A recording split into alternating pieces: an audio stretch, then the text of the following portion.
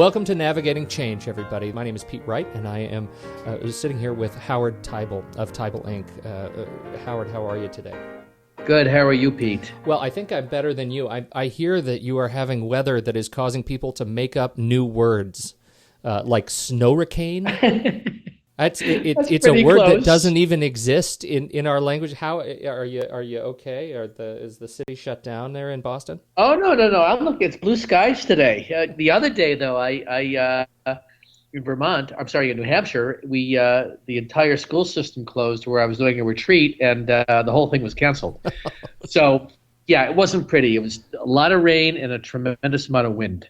Oh no! Well, we're out here in Oregon. This is usually our time of year to be battling ice storms, and the city shuts down when the slightest flurries come by. So ice storms in the entire state goes into the dark, and we have had 60 degrees blue skies for the last month. It seems like this is a bizarre trend we're having. It's almost as bizarre as what's going on in the with our economy right now, and I think we have an interesting question to take on and jaw about for today's show. To jump right in, how do you, as an organizational leader and as an employee of an organization, how do you help yourself to achieve more inside your organization, to deliver business results, and to help others to succeed in the organization through an economic crisis? And the root of this is this economic crisis really a danger for you, or is there a way to see this as an opportunity, both for the organization and for the individual team member?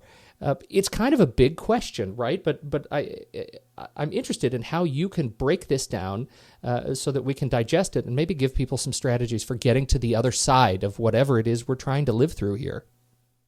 That's a great way of teeing this up, Pete.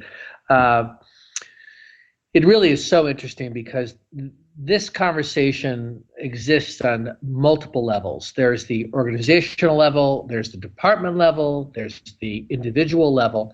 And ultimately, if I get in front of a group of people and we're having this conversation about danger or opportunity, what you discover is there is a cultural way an organization moves through a change, but there's also, even more powerfully, I think, and even has greater impact, how the individual moves through it.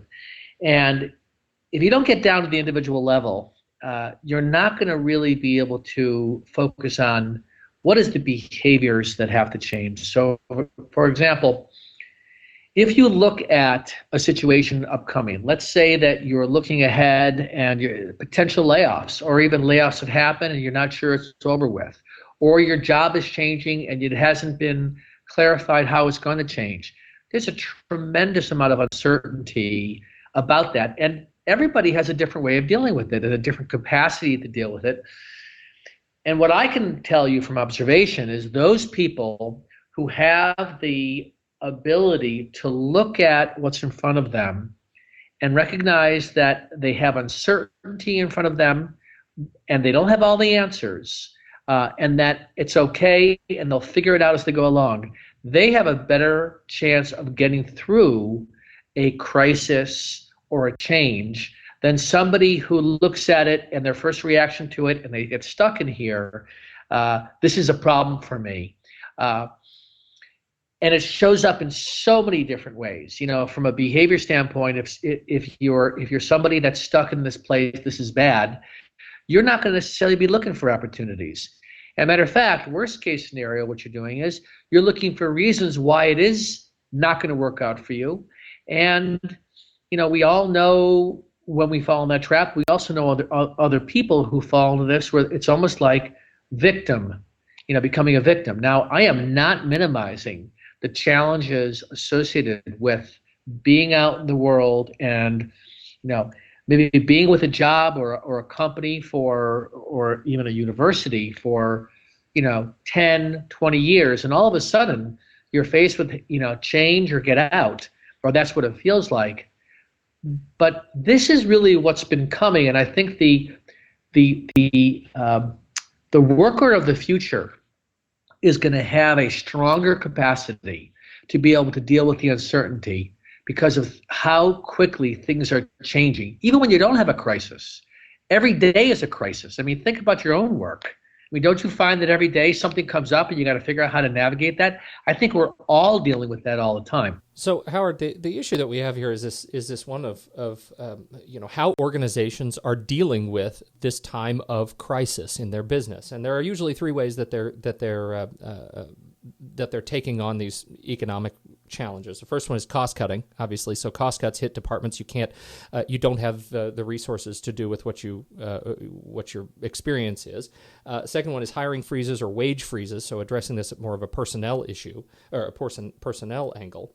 And the third one is layoffs. The more widespread, we just don't have the resources to keep the staff that we had. How are you going to be able to deliver, in this potentially new reality? So when you, in your experience, you have this experience of going into organizations and counseling both managers and, team members and staff. How do you counsel them on getting through this uncomfortable business that everybody just simply has to buckle down and deal with? Well, there's no question that this is a unique time. I haven't experienced it in the 23 years I've been in business. I haven't experienced anything quite like this.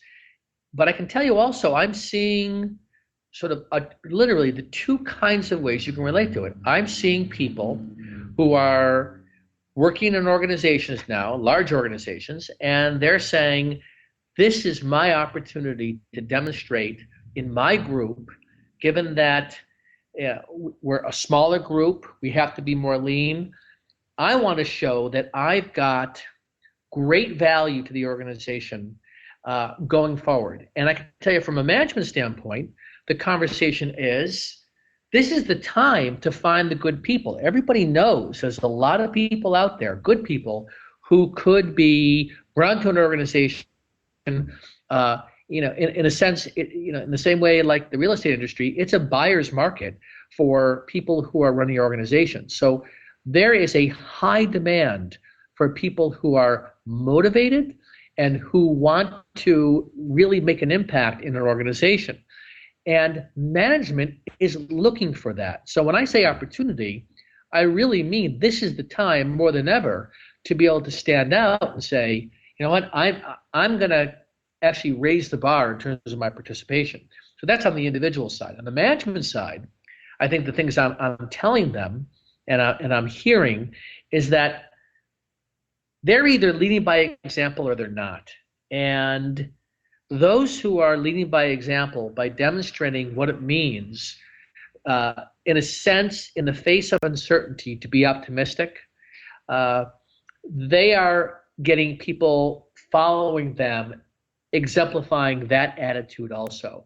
I'm also seeing people who are choosing not to be optimistic publicly because they're privately pessimistic as leaders or managers, presidents, vice presidents, it doesn't matter. And the impact of that is that it almost becomes a self-fulfilling prophecy. You're giving your people permission to buy into the negativity. And in my opinion, it's a choice.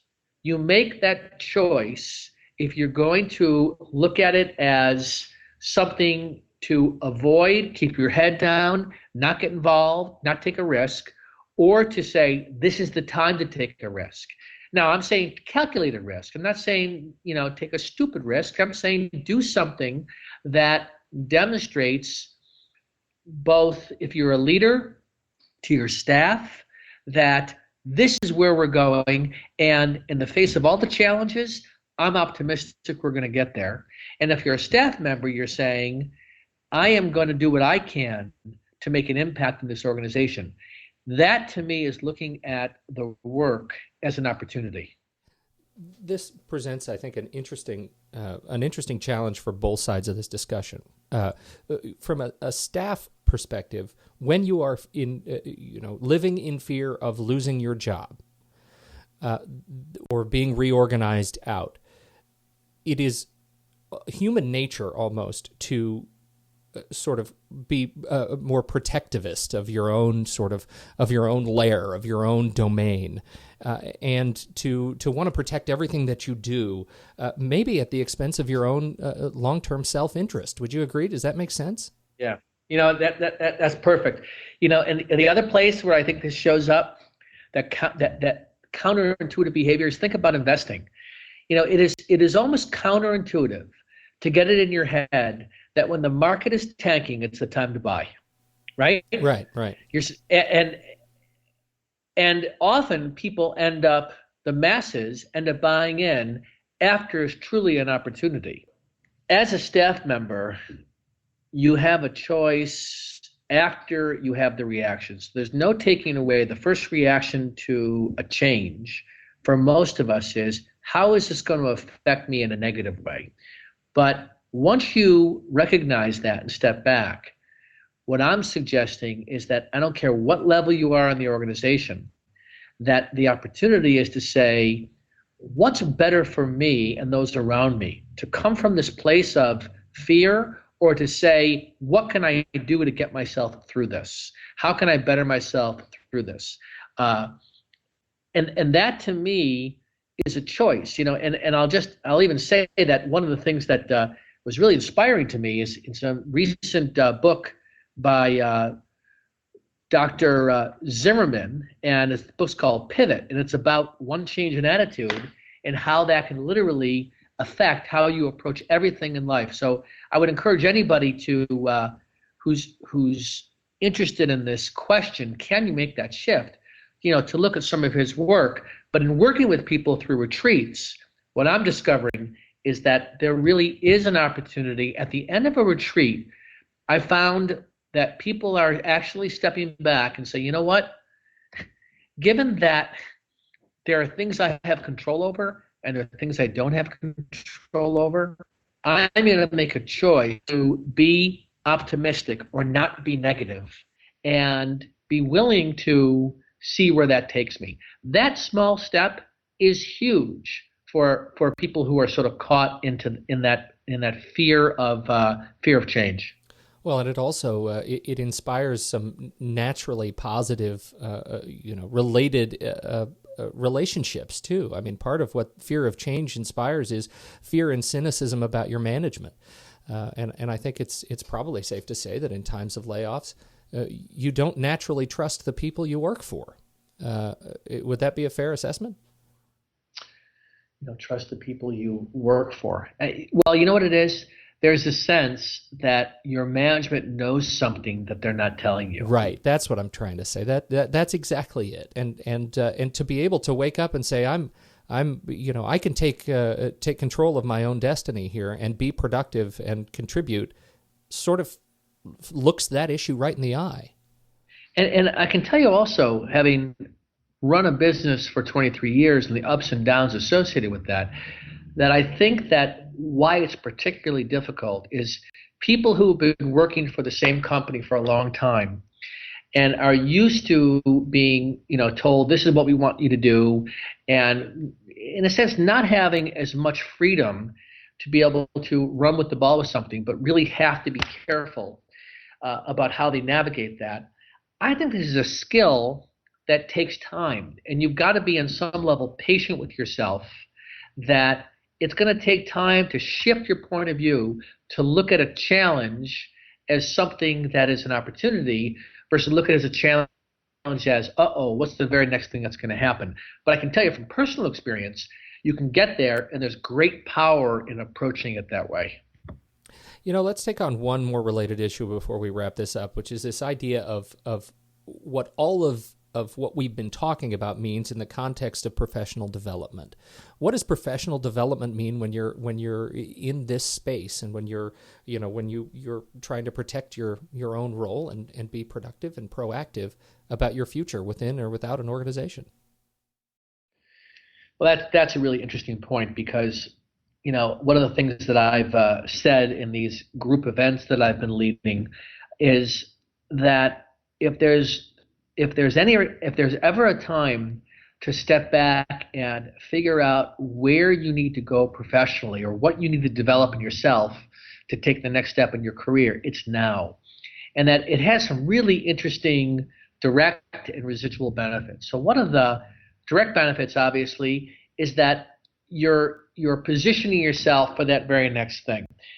That The residual benefit, which I think is even more important, is that by focusing on, let's say, going back to school for something or taking on classes within your institution, it actually serves to put you focusing on something that is proactive and you're taking action versus sitting back and waiting for something to happen to you. I can tell you that people who make the choice to pursue professional development during this time, they're actually positioning themselves for the next opportunity that's going to show itself, while there's others who are, in a sense, that's outside their comfort zone. But without question, this is the window of time before the dust settles and people go back into sort of maybe new ways of working with your organization to figure out what do you need as an individual to take the next step. And it's out there. I can't tell you the number of organizations and institutions that I work with where they offer professional development to their staff and the overwhelming number of people who don't take advantage of it. And there's a lot of good reasons for it, like time probably is the biggest one. But if you're interested in really making that next move, use now as the opportunity to focus on some positive action. It's only going to increase your self-confidence. There's this sort of corollary issue, which is, as nimble and flexible as organizations are striving to be in this new economy, really having staff that are as flexible and nimble in their own skill sets and what they can contribute to projects is probably something to keep on the radar screen, right? No question. Absolutely.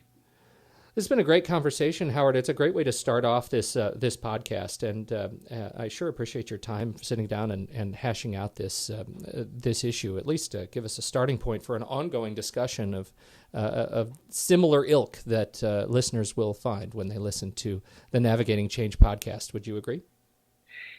It is always a pleasure talking with you, Pete, because you get me thinking as much as I get you thinking. Brilliant. Well, but much mutual appreciation around. Thanks, Howard. You're welcome. This is great. On behalf of Howard Teibel, my name is Pete Wright, and thank you once again, listeners, for downloading this episode of Navigating Change from Teibel Inc.